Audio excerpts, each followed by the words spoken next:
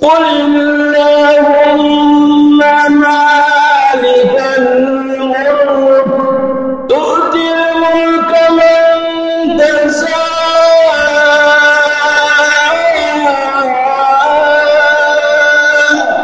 وتنزع الملك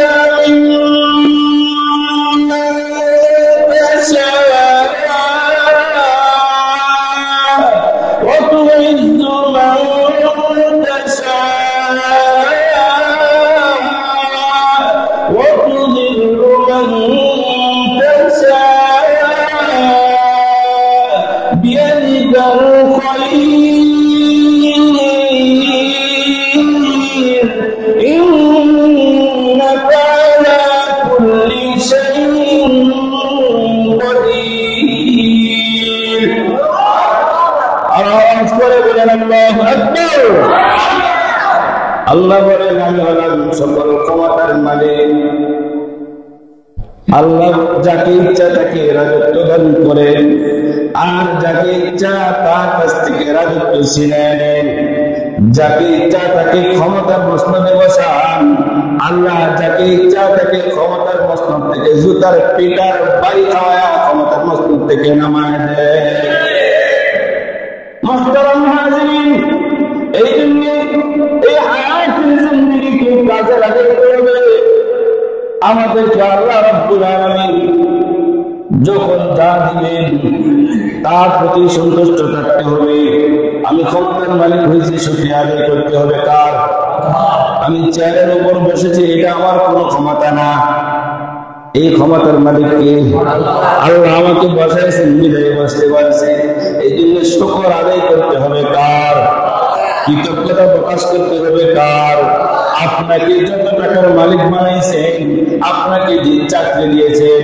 আপনি বড় বস হয়ে গেছেন অফিসের মধ্যে আপনি বড় একটা পদ পেয়েছেন এই পদের মালিক কিন্তু আপনি হতে পারেন না আপনার তো কোনো অস্তিত্ব ছিল না আমি আপনাদের কিছুই ছিলাম না আমাকে আপনাকে এত বড় বানাইছেন কি এজন্য প্রশংসা হবে কার আল্লাহর প্রশংসা হবে কৃতজ্ঞতা হবে আল্লাহর শুকরিয়া আদায় করতে হবে মুহতারাম হাজিরিন এই জন্য আমাকে টাকা পয়সা দিয়েছেন এখন ধনী বানাইছেন এই টাকা পয়সা দণ্ডদৌলত যখন আমার কাছে থাকবে এটাকে গনিমত মনে করতে হবে গনিমত মনে করে করে আমাকে আল্লাহর রাস্তায় ব্যয় করতে হবে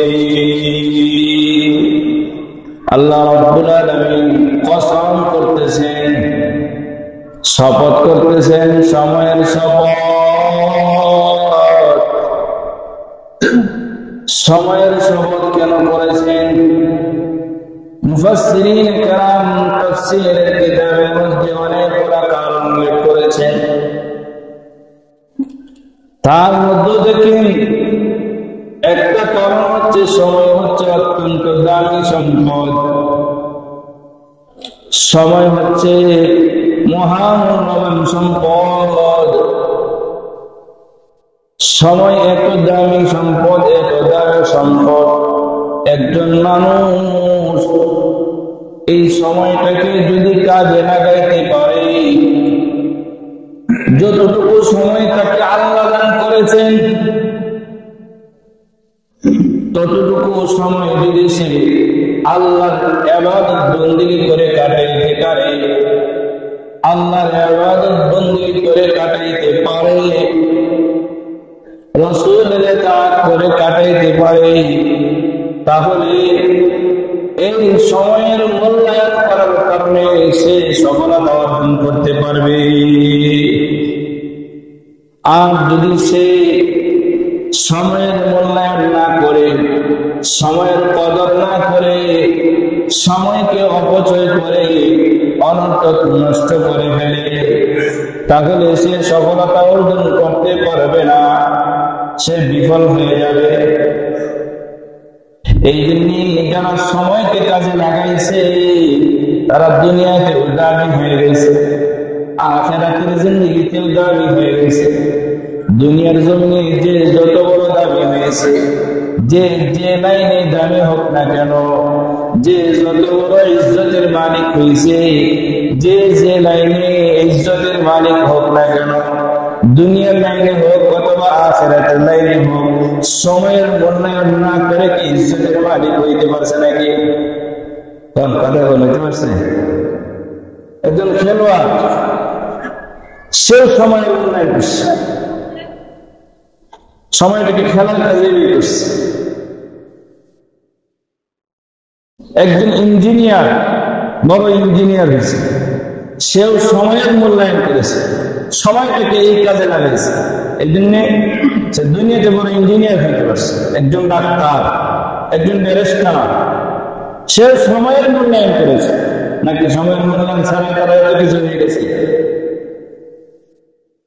একজন ইমানদার, একজন আল্লাহওয়ালা, একজন হক্কানি রব্বানি আলেম, সেও সময়ের মূল্যায়ন করে আলেম হয়েছে, আল্লাহওয়ালা হয়েছে। সময়ের মূল্যায়ন না করে কেউ আল্লাহওয়ালা হতে পারে না। সময়ের মূল্যায়ন না করে, সময়ের কদর না করে কেউ বড় হতে পারে না। নাকি হতে পারে? দুনিয়ার লাইনেও হতে পারে না, আখিরাতের লাইনেও হতে পারে না। মুহতারাম হাজরিন, সময় হচ্ছে বড় দামি সম্পদ।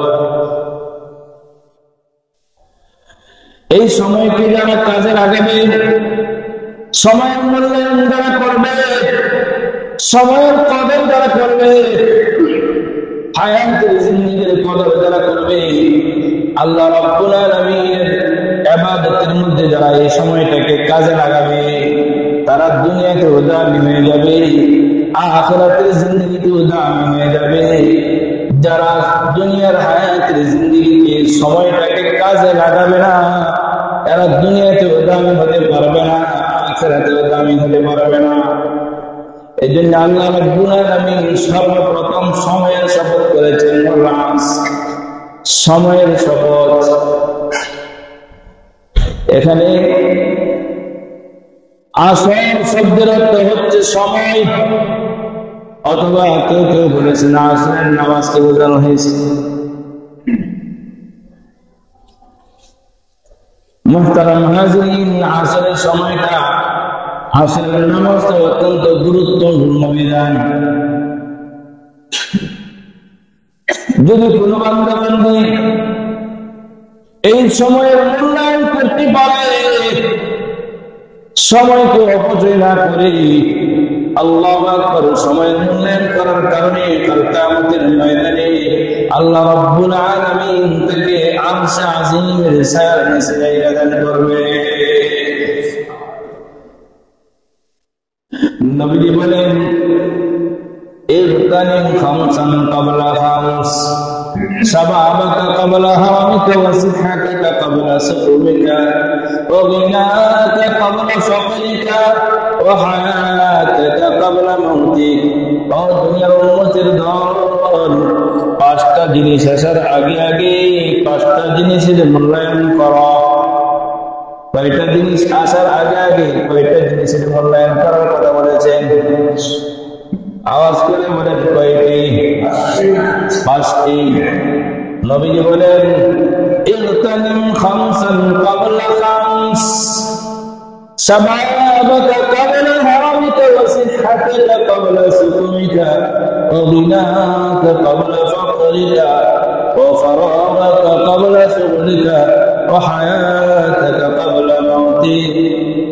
ও দুনিয়ার উম্মতের দল, পাঁচটা জিনিস আসার আগে আগে পাঁচটা জিনিসের কদর করো, মূল্যায়ন করো। এক নাম্বার হচ্ছে শাবাবাকা ক্বাবলা হারামিকা, যৌবনকাল। এটা অত্যন্ত দামি কাল, দামি সময়, মূল্যবান সময়। এই যৌবনকালটাকে কাজে লাগাও বার্ধক্য আসার পূর্বে। বৃদ্ধ হওয়ার আগে আগে যৌবনকালটাকে আল্লাহর ইবাদতের মধ্যে কাটাও। সুবহানাল্লাহ। এই যৌবনকাল, এটা একটা বড় সম্পদ, দামি সময়।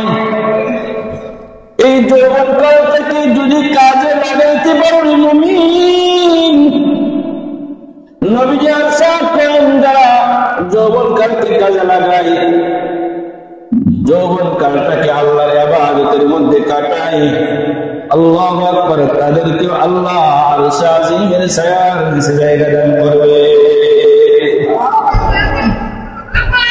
যারা যৌবনকালে ইবাদত বন্দেগী করে আরে আল্লাহ পাগল হয়ে যায়, গুনার কাজ করে না, গুনার থেকে নিজেকে বাঁচায় রাখে, যৌবনকালে বেশি বেশি ইবাদত বন্দেগী করে, আল্লাহর ফরজ বিধান গুলাকে আদায় করে, এর সাথে সাথে নফল আদায় করে, নফল বিধান আদায় করে, নফল নামাজ পড়ে, নফল রোজা রাখে, আল্লাহু আকবার, নফল উমরা করে, আল্লাহু আকবার, দান সদকা আমল করে। এরকম ভাবে যৌবনকাল থেকে যারা কাজে লাগায় আল্লাহর ইবাদত বন্দেগীর মধ্য দিয়ে, আল্লাহু আকবার, যখন বৃদ্ধ হয়ে যাবে, বৃদ্ধ হওয়ার পরে যখন ইবাদত করতে পারবে না, নফল ইবাদত করতে পারবে না, তাহাজ্জুদের নামাজ পড়তে পারবে না, যৌবনকালে ঠিকই তাহাজ্জুদের নামাজ পড়েছে, কিন্তু আল্লাহ রাব্বুল আলামিন এত রহমান, এত বড় রহিম, এত বড় দয়ার সাগর, আল্লাহ রাব্বুল আলামিন যৌবনকালে ইবাদত করার কারণে বৃদ্ধ হওয়ার পরে যদি ইবাদত নাও করতে পারে, ইবাদতের সব দান করবে। এটা কখন? যখন যৌবনকালকে আল্লাহর ইবাদতের মধ্যে কাজে লাগাবে। দুনিয়ার জমিনে যখন একজন চাকরিজীবী, সরকারি চাকরিজীবী, একটা নির্দিষ্ট সময় থাকে, মেয়াদ থাকে, এই সময়টা যখন সে চাকরি করে পরে রিটায়ার হওয়ার পরে সরকারে তাকে বেতন একটা অংশ দেয় কিনা, বাধা দেয় না? দুনিয়ার সরকার যদি তাকে চাকরির মেয়াদ শেষ হওয়ার পরে, রিটায়ার হওয়ার পরেও তাকে যদি একটা নির্দিষ্ট পরিমাণ ভাতা প্রদান করতে পারে, দুনিয়ার সমস্ত সরকার যিনি, আহকামুল হাকিমিন যিনি, রব্বুল আলামিন যিনি, তিনি কি বান্দাবান্দাদের ইবাদতের সব আল্লাহ তাআলা বোনাস হিসেবে দান করতে পারেন না? পারে কি পারে না? আল্লাহ রব্বুল আলামিন বলেন, দুনিয়ার বান্দাবান্দিরা দুনিয়ার জমিনে চাকরি করে, সরকারি চাকরি করার পরে, নির্দিষ্ট সময় শেষ করার পরে বসে বসে, বাসাতে বসে বসে, বাড়িতে বসে বসে সরকারের পক্ষ থেকে একটা নির্দিষ্ট ভাতা পায়, বেতন পায়, চাকরি না করেও, ডিউটি না করেও। কেন পায়? সে যে সময়টা দেওয়া হয়েছিল সরকারের পক্ষ থেকে, এই সময়টা পুরাপুরি ভাবে কাজে লাগাইছে। কাজে লাগানোর পর এখন সে রিটায়ার্ড হয়ে গেছে, অবসরে চলে গেছে, অবসরে যাওয়ার পরেও কাজ না করেও সে বেতন পায়। আল্লাহ রাব্বুল আলামিন তো সরকারের চাইতে দয়া কম না, আরো বেশি কথা বলতে। আল্লাহ রাব্বুল আলামিনের যে সমস্ত বান্দা বান্দিরা এই যৌবন কালটাকে কাজে লাগাবি, যৌবনকালে ইবাদত বন্দেগী করবে, আল্লাহ রাব্বুল আলামিন খুশি হইয়া বৃদ্ধ বয়সে যখন ঠান্ডা পানি দিয়া ওযু করে তাহাজ্জুদের নামাজ পড়তে পারবে না, নফল নামাজে দাঁড়াইতে পারবে না, নফল রোজা রাখতে পারবে না, আল্লাহ রাব্বুল আলামিন ওই সমস্ত বান্দাদেরকে যারা যৌবনকালে ইবাদত বন্দেগী করেছে তাদের আমলনামায় তাহাজ্জুদ নামাজের সব দান করবে। তাদের আমলনামায় আল্লাহ রাব্বুল আলামিন নফল নামাজের সব দান করবে, ইসলাতের সব দান করবেন, আওয়াজিন নফল নামাজের সব দান করবেন, নফল রোজা রাখার সব দান করবেন। কেননা যৌবনকালটাকে তারা ইবাদতের মধ্যে কাটাইছি। আল্লাহু আকবার। এই জন্য যৌবনকাল এটা একটা বড় দামি কাল, দামি সময়। এই সময়টাকে যারা কাজে লাগাবে গনিমত মনে করবে। নবীজি বলে, ইগতানিম খামসান ক্বাবলা খামস, শাবাবাকা ক্বাবলা হারামিক, শাবাবাকা ক্বাবলা হারামিক, ওয়া সিহহাতাকা ক্বাবলা সুকুমিক। ও দুনিয়ার উম্মতের দল, শাবাবাকা ক্বাবলা হারামিকা, তোমরা তোমাদের যৌবনকালটাকে কাজে লাগাও, যৌবনকালটাকে গনিমত মনে করো, বৃদ্ধ হওয়ার আগে, বার্ধক্যে উপনীত হওয়ার আগে। যে সমস্ত যুবক ভাইয়েরা আছেন, আপনাদেরকে নবীজি কত দয়া করে, মায়া করে বলতেছেন, এই যৌবনকালটাকে কাজে লাগাও। কাজে লাগাইতে পারলে পরে যেদিন সমস্ত মানুষ নাফসি নাফসি বলতে থাকবে, যুবক ভাইয়েরা, যুবতী বোনেরা আমার, এই যৌবন কালটাকে যদি আমরা কাজে লাগাইতে পারি তাহলে আমাদের জন্য আল্লাহ রাব্বুল আলামিন যখন সূর্য মাথার উপরে চলে আসবে আগুনের ফুর হয়ে যাবে, জমিন তামা হয়ে যাবে, মানুষ আগুনের ফুরের মধ্যে দাঁড়াইতে পারবে না, জমিনটা আংরা হয়ে যাবে, আগুনের আংরার মধ্যে দাঁড়াইতে পারবে না, মানুষ রক্ত এবং পুজের মধ্যে হাবুডুবু খাইতে থাকবে। ওই কঠিন মুহূর্তে আল্লাহ রাব্বুল আলামিন যুবক যুবতীদেরকে যৌবনকালের ইবাদতের বিনিময়ে আরশে আযীমের ছায়ার নিচে জায়গা দান করবেন। সুবহানাল্লাহ। কিন্তু আমরা তো যৌবনকালের ইবাদত বন্দেগী করি না, যৌবনকালটাকে কাজে লাগাই না। নবী বলেন শাবাবাকা ক্বাবলা হারামিকা ওয়া সিহহাতাকা ক্বাবলা সুকুমিকা। ও দুনিয়ার উম্মতের দল, তোমরা তোমাদের সুস্থতার জীবনটাকে কাজে লাগাও। তোমাদেরকে যতটুকু সময় সুস্থতা দান করা হয়, যখন তোমরা সুস্থ থাকো এটাকে গনিমত মনে করো। কেননা অসুস্থ হইলে পরে আল্লাহর হুকুম করা করতে পারবে না। সুস্থ অবস্থায় যেভাবে আল্লাহর হুকুম করা করতে পারো, নবীর ইতাআত করতে পারো, রাসূলের সুন্নাহ অনুসরণ করতে পারো, অসুস্থ হওয়ার পরে শরীরে শক্তি থাকবে না, শরীর দুর্বল হয়ে যাবে। কথা কোন ঠিক নেবে। এই জন্য সুস্থ থাকা অবস্থায় এই সুস্থতাকে তোমরা গনিমত মনে করো, মূল্যবান সম্পদ মনে করো। এখন সুস্থ আছো, এখন মসজিদে চলে যাও, আল্লাহর কুদরতি কদমে সেজদা দাও, আল্লাহর কুদরতি কদমে সেজদা দাও। যখন অসুস্থ হয়ে যাইবা তখন কিন্তু আল্লাহর কুদরতি কদমে সেজদা দিতে পারবা না। অনেক অসুস্থ আল্লাহর বান্দা বান্দী আছে, ইচ্ছা করলেও মনের আশা আছে, ইচ্ছা আছে, কিন্তু তারপরেও চাইলেও সেজদা করতে পারে না। আছে না নাই? কেননা অসুখ হয়ে গেছে।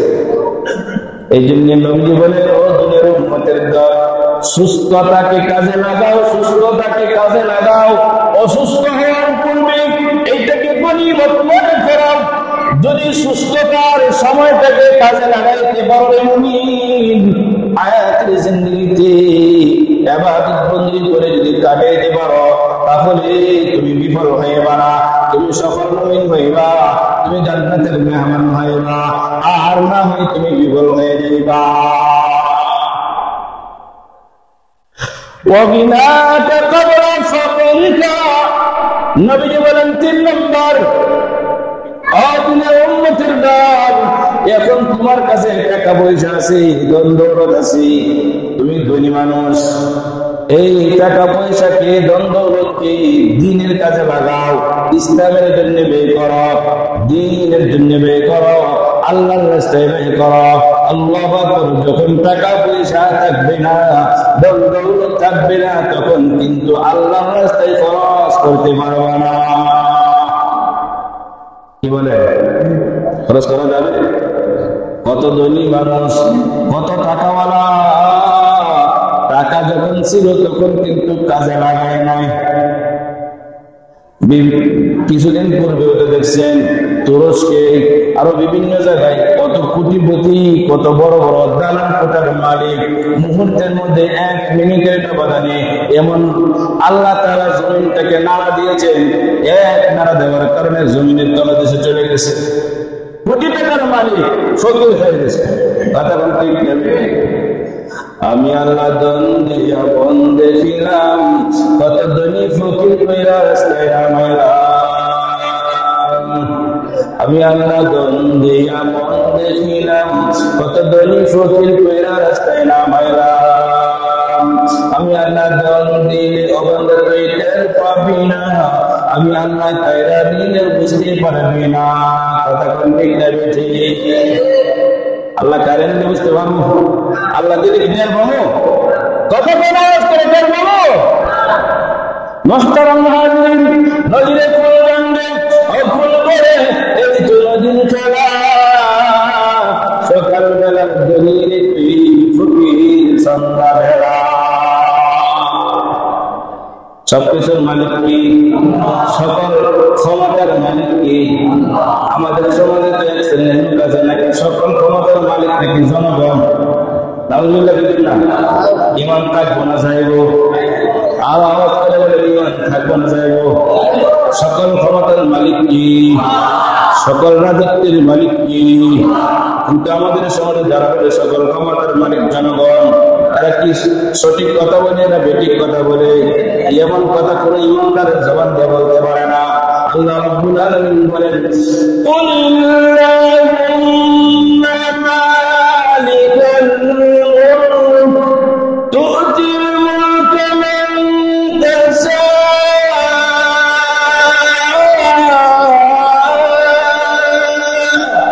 ওয়া তানজি'ুল মুলকা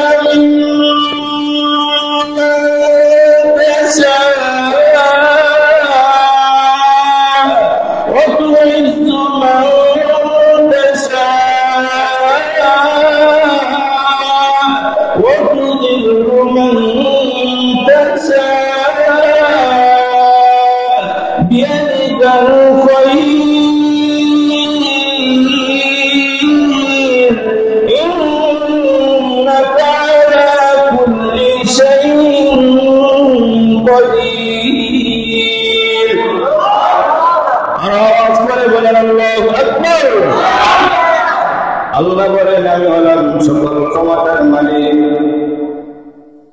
আল্লাহ যাকে ইচ্ছা থেকে রাজত্ব দান করে, আর যাকে ইচ্ছা তার কাছ থেকে রাজত্ব ছিনিয়ে নেন। যাকে ইচ্ছা তাকে ক্ষমতার মসনদে বসান। আল্লাহ যাকে ইচ্ছা তাকে ক্ষমতার মসনদ থেকে জুতার পিটার বাড়ি খাওয়ায়া ক্ষমতার মসনদ থেকে নামায় দেয়।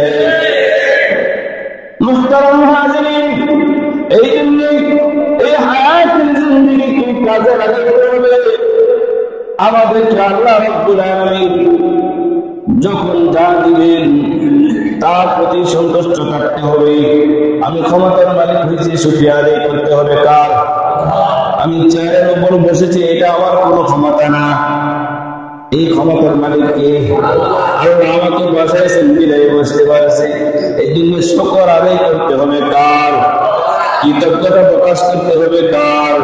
আপনাকে যত টাকার মালিক বানাইছেন, আপনাকে যে চাকরি দিয়েছেন, আপনি বড় বস হয়ে গেছেন অফিসের মধ্যে, আপনি বড় একটা পদ পেয়েছেন, এই পদের মালিক কিন্তু আপনি হতে পারেন নাই। আপনার তো কোনো অস্তিত্ব ছিল না। আমি আপনি তো কিছুই ছিলাম না, কি ছিলাম? আমাকে আপনাকে এত বড় বানাইছেন কি? এটা নিয়ে প্রশংসা হবে কার? আল্লাহর প্রশংসা হবে, কৃতজ্ঞতা হবে আল্লাহর। আল্লাহর শুকরিয়া আদায় করতে হবে। মুহতারাম মুহাজিরিন, এই জন্য আমাকে টাকা পয়সা দিয়েছেন, এখন ধনী বানাইছেন।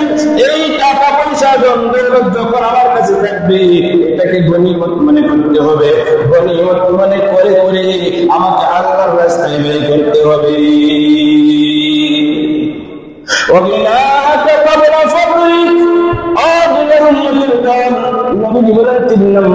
তিন নম্বর বিষয়টাকে তোমরা গনিমত মনে করো।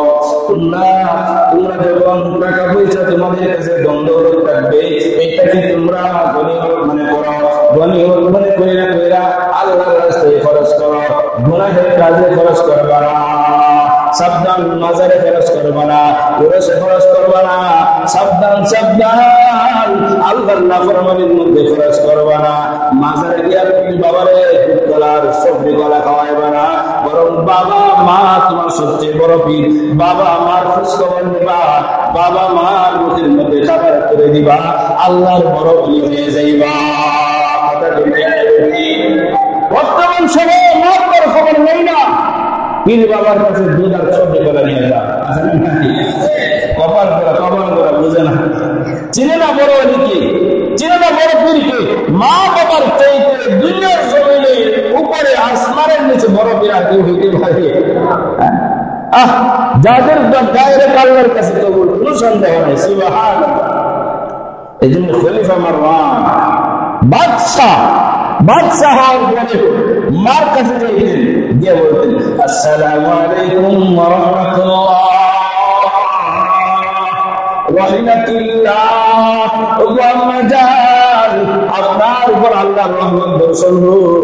আল্লাহ রাব্বুল আলামিন আপনার প্রতি রহমত নাযিল করুন। আল্লাহু আকবার। তখন বলতেন, মা আমি তো বিশেষ একটা কাজে বাড়ি থেকে বের হইতেছি, একটা কাজে যাইতেছি, আপনি আমার জন্য দোয়া করবেন। আপনি আমার জন্য কি করবেন? দোয়া করবেন। মার জন্য দোয়া করেছেন, সন্তান বাদশা খলিফা মারওয়ান। এইবার মা বলে, ওয়ালাইকুমুস সালাম রাহিমাকাল্লাহ ইয়া বুনাইয়া, হে আমার কলিজার টুকরা, আল্লাহর পক্ষ থেকে তোমার উপর রহমত বর্ষণ হোক। আল্লাহু আকবার। দেখেন, যখন কোন কাজে যাইতেন, বাচ্চা হওয়ার পরে মার কাছ থেকে বলে অনুমতি নিয়ে দোয়া নিয়ে তারপর নবী বলেছেন, যদি কোন সন্তানাদি ঘুম থেকে ওঠার পর সকালবেলা মা বাবার খবর নিতে পারেন, তাহলে খবর নেওয়ার সাথে সাথে ভালো কথা বলার সাথে সাথে যদি জিজ্ঞাসা করে, মা কেমন আছেন, বাবা কেমন আছেন, আল্লাহু আকবার, ভালো একটা কথা বলে মা বাবার সাথে, সঙ্গে সঙ্গে তার জন্য জান্নাতের একটা দরজা খোলা হয়ে যায়। সুবহানাল্লাহ। মাকে জিগাইলে একটা দরজা খোলা হয়ে যায়, বাবাকে জিগাইলে বাবার খোঁজখবর নিলে আরেকটা দরজা খোলা হয়ে যায়।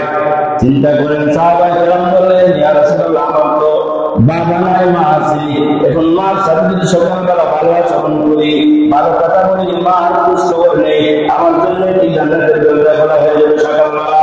বলে, হ্যাঁ হ্যাঁ, তুমি যদি তোমার মা জীবিত আছে, বাবা নাই, মার খোঁজ খবর নিতে পারো, মার সাথে উত্তম আচরণ করতে পারো, মার সাথে সুন্দর কথা বলতে পারো, তাহলে তোমার জন্য সকালবেলা জান্নাতের দরজা খোলা হয়ে যাবে। কোথায় জান্নাত আর আমরা কোথায় খুঁজি? চিন্তা করছেন? বাচ্চা হওয়ার পরে মা বাবার দোয়া নিয়ে গেছে। এই জমানে যারা মা বাবার দোয়া নিয়ে কাজ করলে যায়, এরা সফলতা অর্জন করতে পারে। আর যারা মা বাবার দোয়া নেয় না, মা বাবার দোয়াটা করে না, এরা দুনিয়ার জিন্দেগিতে সফলতা অর্জন করতে পারে না, পরকালেও সফলতা অর্জন করতে পারবে না। কথা বলতে লিখতে বেশি মুহতারাম হাজিরিন, ওয়াফারাকা কাবলা সুগলিকা ওয়াগিনাকা কাবলা ফাকরিকা। নবী বলেন, ইবতানিম খামসান কাবলা খামস, সাবআবাকা কাবলা হারামিকা। এক নম্বর, তোমরা যৌবনকালটাকে কাজে লাগাও বৃদ্ধ হওয়ার পূর্বে। দুই নম্বর, সাবআবাকা কাবলা হারামিকা ওয়া সিহহাতাকা কাবলা সুকুমিকা, সুস্থতাকে কাজে লাগাও অসুস্থ হওয়ার পূর্বে। অবিনাকা কাবলা ফাকরিকা। ও দুনিয়ার উন্নতির দল, ধন সম্পদ আছে, এখন আল্লাহ দিয়েছেন, এটাকে কাজে লাগাও, আল্লাহর রাস্তায় খরচ করো। এখন শীত মৌসুম চলতেছে, অনেক মানুষ বস্ত্র পাইতেছে না, রাত্রিবেলায় শীত অত্যন্ত কষ্ট করে কাটায়। এই তিনখানা ছাত্ররা কষ্ট করে, কম্বল নাই, লেপ নাই, গাও দিতে পারে না। আপনি তো বড় বড় দামি দামি কম্বল আর তুষক আর লেপের মধ্যে শুয়ে আছেন। অনেক কিছু ছাত্র আছে, কিনার মতন টাকা পয়সা নাই, আছে না? আপনার এলাকাতেও অনেক গরিব বান্দা বান্দি আছে, তাদের খোঁজ খবর নেন। আপনার অধীনস্থ যারা আছে তাদের খোঁজ খবর নেন। এই শীত মৌসুমে আবার যদি অনেক বড় সুযোগ আছে না নাই? আছে। মুহতারাম হাজিরিন, আল্লাহর রাস্তায় খরচ করো, আল্লাহ কমাবে না। দেওয়ার মালিক আল্লাহ, যা দিয়েছেন, যা পাইছেন তা কিন্তু আল্লাহ দিয়েছেন। আর আল্লাহ দিতে পারেন কি পারেন না? যা দিয়েছেন তাতে আল্লাহ দিতে পারেন কি পারেন না? দিতে পারেন। মুহতারাম হাজিরিন, এই জন্য এখন আছে ধন সম্পদ, এখন সময় আছে, সুযোগ আছে। হ্যাঁ, বন্ধ হওয়ার পরে আর সুযোগ থাকবে না। ইচ্ছা করলে দান খেয়ে আমল করতে পারবো না।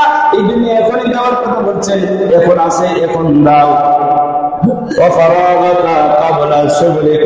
এখন তোমার অবসরতা আছে। 4 নাম্বার, এখন তোমার অবসরতা আছে, সময় আছে, কোনো ব্যস্ততা নাই, কাজ নাই, কর্ম নাই।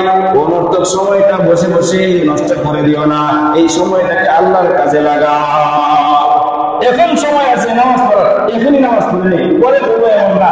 অনেক ব্যস্ততা আসতে পারে, একটা ফোন আসতে পারে, জরুরি একটা কাজ দিতে হবে, পরে তো কাজ দিতে হবে, নামাজ পড়া যাবে না।